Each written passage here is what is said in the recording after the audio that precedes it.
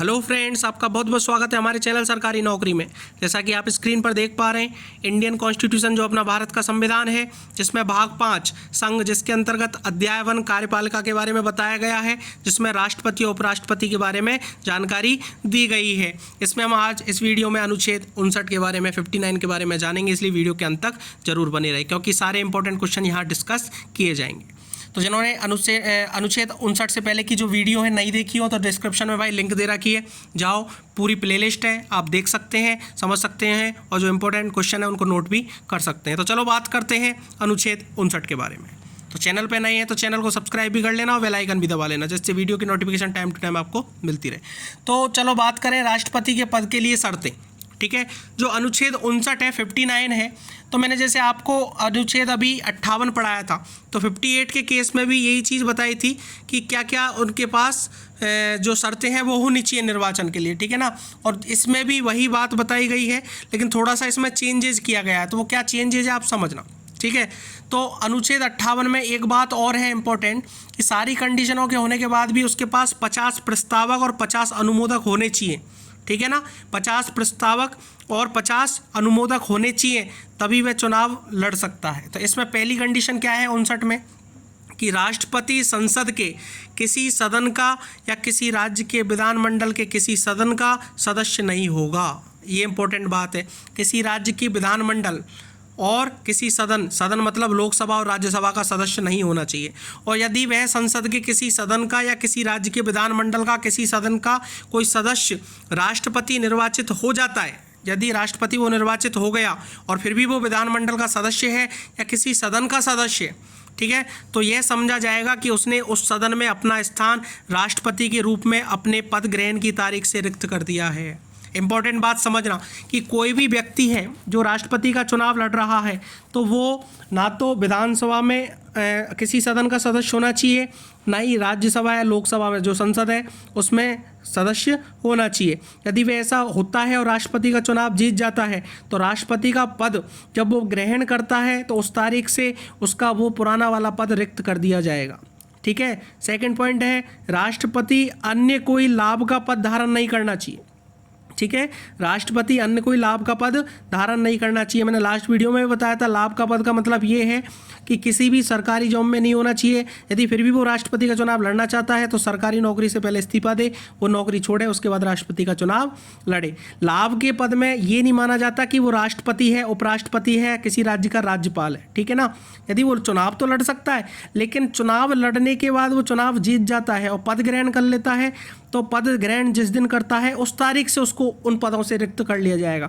लेकिन यदि कोई लाभ के पद पे हो आप, तो आप चुनाव के लिए फॉर्म भी नहीं भर सकते, लड़ना तो दूर की बात है। ठीक है ना, फॉर्म ही नहीं भर सकते। इसके बाद अपन नेक्स्ट पॉइंट पे बात करें, थर्ड पॉइंट पे, कि राष्ट्रपति बिना किराया दिए अपने शासकीय निवासों के उपयोग का हकदार होगा। जो निवास, जैसे अपने इंडिया में राष्ट्रपति भवन है, तो वहाँ कोई राष्ट्रपति जाके किराया थोड़ी देता है, बिना किराए के रहता है, तो वो उसका हकदार है। ठीक है, ऐसी उपलब्धियों, भत्तों और विशेषाधिकारों का भी जो संसद विधि द्वारा अवधारित करे, और जब तक इस निमित्त इस प्रकार उपबंध नहीं किया जाता, तब तक ऐसी उपलब्धियों, भत्तों और विशेषाधिकारों का जो दूसरी अनुसूची में विनिर्दिष्ट है बिल्कुल हकदार होगा। उसके पास जो भी भत्ते हैं, वेतन भत्ता है, उसके पास जो विशेष अधिकार हैं, उन सब का हकदार होगा राष्ट्रपति। ठीक है ना, बिना किराया दिया वो शासकीय निवासों का भी उपयोग कर सकता है, ये राष्ट्रपति का हक है।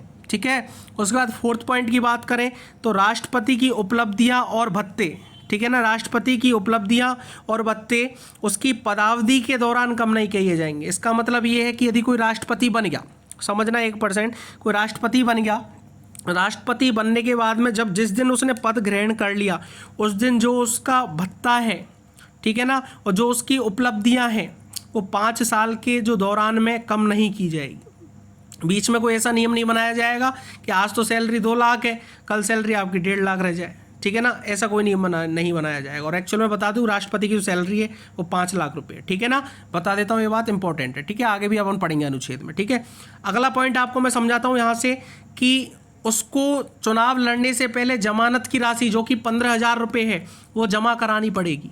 15,000 रुपये जो जमानत की राशि है वो उसको जमा करानी पड़ेगी, तभी वो चुनाव लड़ सकता है। वो पागल नहीं होना चाहिए, तीसरी बात, वो दिवालिया नहीं होना चाहिए। दिवालिया का मतलब उसके पास कर्जा नहीं होना चाहिए, बहुत ज़्यादा कर्जा ले रखा हो तो उसको दिवालिया घोषित कर दिया गया हो, तो इस तरह से कोई राष्ट्रपति का चुनाव नहीं लड़ सकता, ठीक है ना। उसके बाद इंपॉर्टेंट बात कि जब वो चुनाव लड़े, देखो अभी मैंने इससे पहले की वीडियो में कंडीशन बताई थी कि कौन राष्ट्रपति का चुनाव, मतलब शर्तें क्या हैं कि कितनी उम्र होनी चाहिए या फिर क्या कंडीशन है उसकी, तो वो सारी कहानी समझाई थी। तो उसी तरह से इसमें उसी का टॉपिक है, लेकिन समझना कि अब जैसे कोई बोलता है कि भारत का नागरिक होना चाहिए, ठीक है। दूसरी बात कि उसके पास जो है वो 35 वर्ष की उम्र ऊपर हो जानी चाहिए, बिल्कुल ठीक है। तीसरी बात, लोकसभा जो है उसके सदस्य हैं उनकी शर्तों को वो मंजूर करना चाहिए, कहने का मतलब जो उसके लिए शर्तें हैं लोकसभा सदस्य के लिए तो वो मानना चाहिए, वो भी मान लिया, ठीक है। उसके बाद चौथा पॉइंट क्या था कि कोई लाभ पद पर धारण नहीं होना चाहिए, बिल्कुल ठीक है। दिवालिया नहीं होना चाहिए, बिल्कुल ठीक है। पागल नहीं होना चाहिए, बिल्कुल सही है। यहाँ तक जमानत अब जमा करा दो 15,000 रुपये, यहाँ तक भी ठीक है। कोई लाभ के पद पे नहीं हो, सरकारी नौकरी पे नहीं हो, ये भी ठीक है। तो इसका मतलब तो अपने देश में बहुत लोग हैं 35 वर्ष से उम्र वाले और इन सब कंडीशनों को फॉलो करने वाले, तो हर कोई राष्ट्रपति का चुनाव लड़ लेगा क्या? तो इसलिए राष्ट्रपति का चुनाव लड़ने के लिए सबसे इम्पोर्टेंट बात याद रखना, सबसे इम्पोर्टेंट बात 50 तो प्रस्तावक होने चाहिए और 50 ही अनुमोदक होने चाहिए। 50 प्रस्तावक का मतलब कि संसद के कोई भी सदस्य, चाहे लोकसभा हो चाहे राज्यसभा हो, तो उन दोनों में से 50 प्रस्ताव करने वाले चाहिए कि हमें ये राष्ट्रपति बनना है, इसको राष्ट्रपति बनाना है, ठीक है ना। किसी को भी राष्ट्रपति बनाना है तो उसके लिए 50 प्रस्ताव आने चाहिए, और जो भी सदस्यों के, लोकसभा और राज्यसभा के सदस्यों के, ठीक है, 50 प्रस्ताव जाएंगे।